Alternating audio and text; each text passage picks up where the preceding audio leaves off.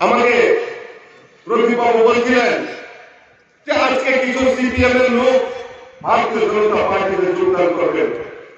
প্রায় 12 পরিবারের 68 ভোটার আজকে সিপিএম এর তারা দীর্ঘদিন ধরে সিপিএম করেছেন, আজকে ভারতীয় জনতা পার্টিতে যোগদান করেন।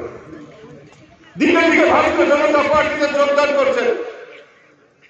আর কিছুক্ষণ পর আগরতলা পার্টি অফিসে আমিও থাকার কথা রয়েছে। আমার কাছ থেকে অনেক সিপিএম এবং কংগ্রেসের নেতৃত্ব আজকে আমাদের পার্টিতে সামিল হতে চলছেন। সেটা প্রায় 6টার সময় আমাদের আগরতলা পার্টি অফিসে হবে।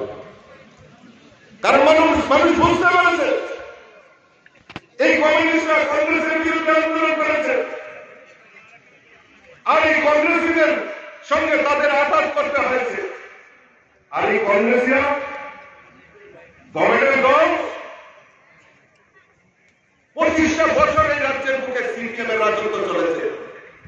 আর এই সিপিএম এর রাজত্বে বহু কংগ্রেসী নেতা, বহু কংগ্রেসী যারা বিরোধী দল করত, তাদেরকে ত্রিপুরা থেকে ভাগতে হয়েছে। শুধু তাই নয়, বহু কংগ্রেসী নেতাদেরকে হত্যা করা হয়েছে।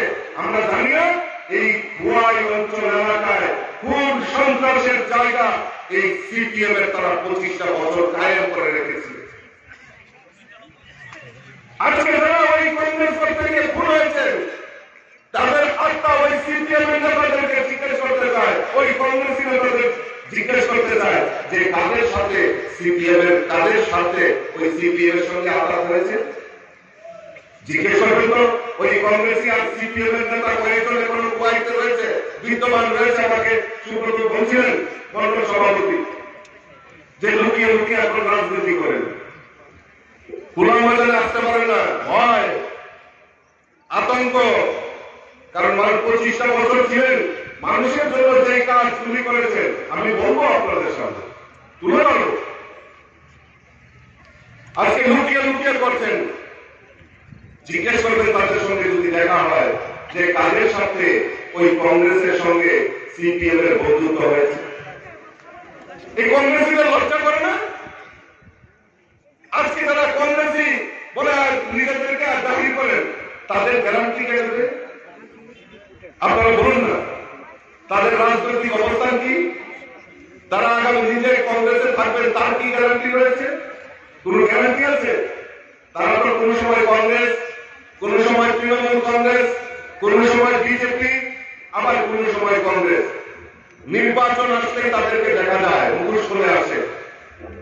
আর কি বলেন ওই কংগ্রেসীরা? এবার আয়া পড়তাছি, আয়া লই, আইলে আমরা সুবিধা।